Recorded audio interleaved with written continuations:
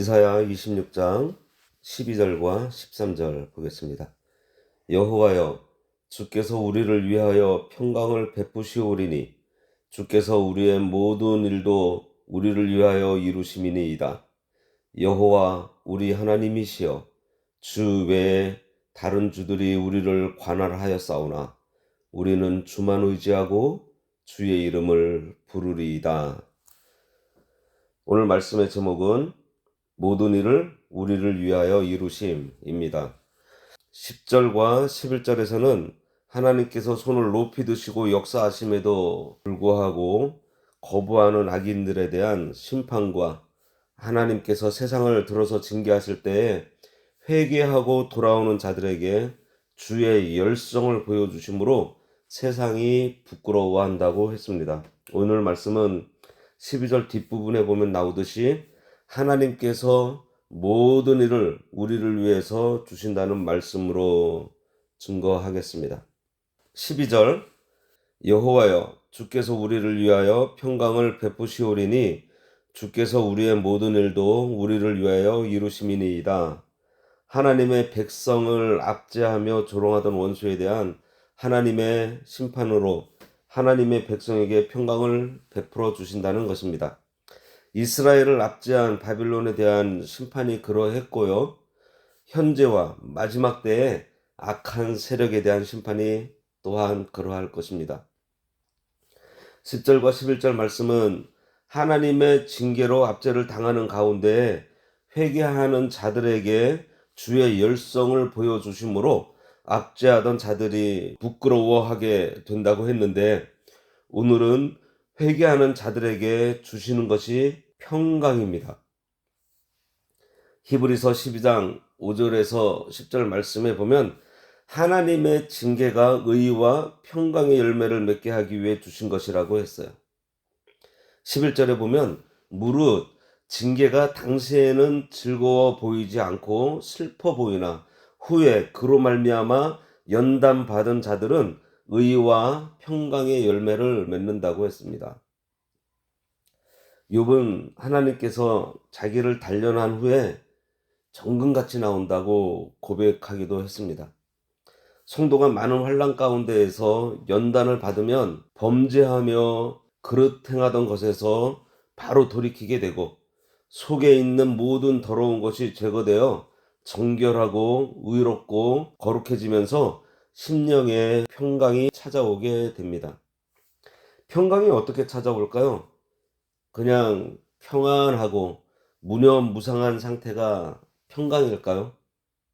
평강은 하나님께서 나를 사랑하시고 나와 함께 하신다는 사실을 깨닫게 되면서 모든 두려움과 염려와 근심이 제거되는 상태를 말합니다.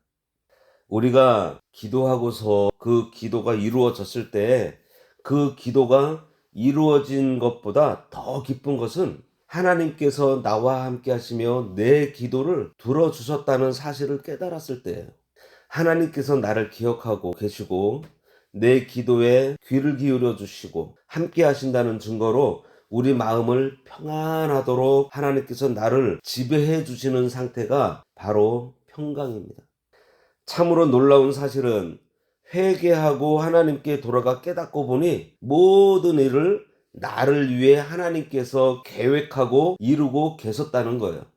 세상에 되어가는 모든 일들, 이스라엘 입장에서는 전쟁이 나고 바벨론에 포로 잡혀가고 그곳에서 노역을 치렀던 모든 일들이 그들 위해 하나님의 계획대로 이루어졌다는 사실을 깨닫게 되었다는 것입니다.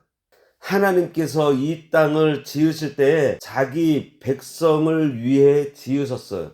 하나님께서 자기 백성들로 하나님 앞에 바르게 살도록 간섭하시고서는 자기 백성들을 중심으로 세계의 역사를 움직여 가신다는 것입니다. 어떻게 보면 터무니없는 소리같이 들리지만 사실이에요. 하나님께서 사랑하는 자기 백성인 나를 중심으로 내 주변을 다스리신다는 사실입니다. 우리가 하나님 앞에 바르게 서서 말씀대로 순종하는 삶을 살게 되면 이런 놀라운 사실을 발견하게 돼요.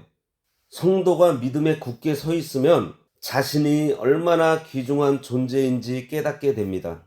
무슨 말인가 하면 전능하신 하나님의 직접적인 간섭을 받는 존재라는 것을 깨닫게 된다는 거예요. 오늘 말씀에 뭐예요? 우리의 모든 일도 우리를 위하여 이루셨다고 말씀하시잖아요. 우리 모두 이러한 사실을 깨닫게 되기를 바랍니다.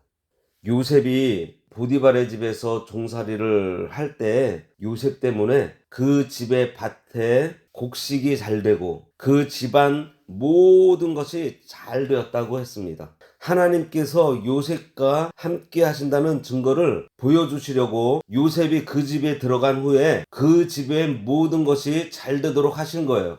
성도인 우리도 요셉처럼 하나님을 경외하며 하나님과 동행하면 우리에게 하나님께서 항상 함께 하신다는 사실을 깨달아 요셉처럼 증거를 남기는 생활을 함으로 해서 우리 주변이 다 잘 된다는 것입니다.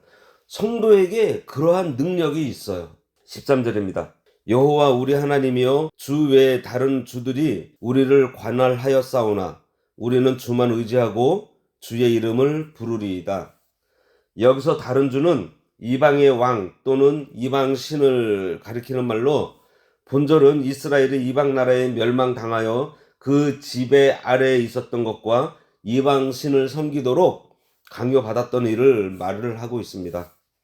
이처럼 모든 죄와 악한 자들은 자신이 하나님을 대적할 뿐만 아니라 성도들로 하여금 하나님과 맞서도록 강요하며 그들의 뜻에 따르지 아니할 때에 큰 박해를 가합니다. 그러나 그러할수록 하나님의 백성이 된 자는 오직 하나님만 경배해야 할 것을 말하고 있어요. 우리가 사회생활하면서 높은 사람에게 잘 보이려고 애쓰기보다 하나님 말씀을 순종하는 데 더 애를 써야 합니다. 말씀대로 순종하면 부끄러움을 다 제거해 주시고 담대하게 해 주시고 또 주위 모든 환경이 우리를 중심으로 되어가는 것을 보여주세요. 이 말씀은 이스라엘도 바벨론에게 잘 보이려고 애쓰지 않고 하나님 앞에 바르게 하고자 애를 썼다는 것을 말하고 있습니다. 우리들도 마찬가지예요. 세상 사람들 눈치를 보고 살면 사람에게 아첨하게 됩니다. 그러나 하나님 앞에서 살면 사람이 보든지 보지 않든지 정직하고 진실되게 살아가기 때문에 결국 인정받게 되어 있습니다. 요셉이 그래했고 다윗이 그래했어요. 이스라엘이 주만 의지했고 주의 이름을 불렀다고 했습니다. 회개한 성도는 주만 의지하고 주의 이름만 불러요. 성도가 예수 믿어 중생했다고 해도 아직 육신의 부패성이 남아있기 때문에 하나님 외에 다른 것에 시선을 두고 의지하게 되면 그것들의 지배를 받게 되어 있습니다. 그러므로 성도는 주님만 의지하고 하나님의 지배를 받아야만 생명이 있고 의를 이루어 나갈 수 있는 것입니다. 내일은 의로운 자들이 구원의 성으로 들어가면서 부르는 마지막 노래로 악인들의 비참한 종말과 의인의 영광을 노래하는 내용으로 살펴보도록 하겠습니다. 기도하겠습니다. 징계 가운데 하나님의 뜻을 깨달아 회개하고 돌아오는 자에게 평강을 주시는 하나님 아버지 감사합니다. 모든 일들을 하나님의 백성을 위해 계획하시고 이루시는 하나님이신 줄 깨닫고 늘 우리와 함께 하시며 보호하시고 인도하여 주심을 믿음으로 평강을 누리는 삶을 살아가기를 원하오니 요셉처럼 하나님을 경외하며 늘 하나님과 동행함으로 우리의 삶을 통해 아버지의 이름이 높아지고 영광이 나타나는 역사가 있어 하나님 나라가 확장되고 주변 모든 이들이 복받는 인생이 되도록 인도하여 주시기 원하오며 예수님의 이름으로 기도드리옵나이다. 아멘. 하늘에 계신 우리 아버지, 이름이 거룩히 여김을 받으시오며 나라가 임하시오며 뜻이 하늘에서 이루어진 것 같이 땅에서도 이루어지이다. 오늘날 우리에게 일용할 양식을 주옵시고 우리가 우리에게 죄 지은 자를 사하여 준 것 같이 우리 죄를 사하여 주옵시고 우리를 시험에 들게 하지 마옵시고 다만 악에서 구하옵소서. 내게 나라와 권세와 영광이 아버지께 영원히 있사옵나이다. 아멘.